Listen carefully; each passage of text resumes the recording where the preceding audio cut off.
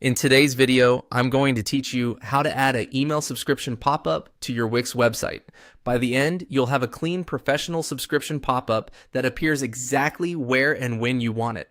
Perfect for growing your mailing list without disrupting the browsing experience. Start in the Wix editor. On the left-hand toolbar, click the plus icon to open the Add panel. This is where you can bring new elements into your site. From there, choose Interactive. This section contains pre-built pop-up and lightbox elements designed to grab attention while still matching your site's style. Next, click Subscribe. You'll see a set of ready-made subscription pop-ups. Pick the template you prefer. Look for one that matches your brand colors and leaves enough space for a clear headline and a short privacy note.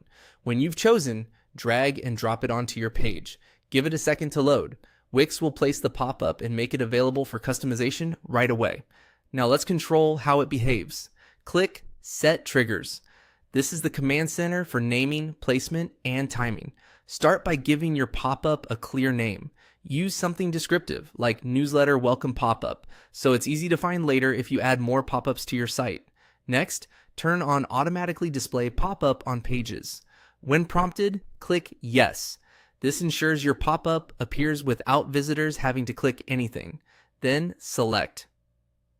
Which pages is it on? Choose where you want the pop-up to appear. Every page for broad reach, or only specific pages if you want to target key moments like the home page or a particular landing page. If you're unsure, starting with the home page is a safe bet, and you can always refine coverage later.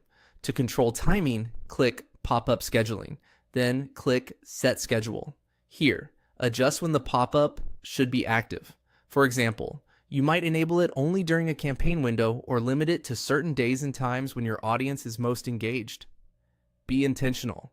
A well-timed pop-up feels helpful, while one that's always on can be distracting.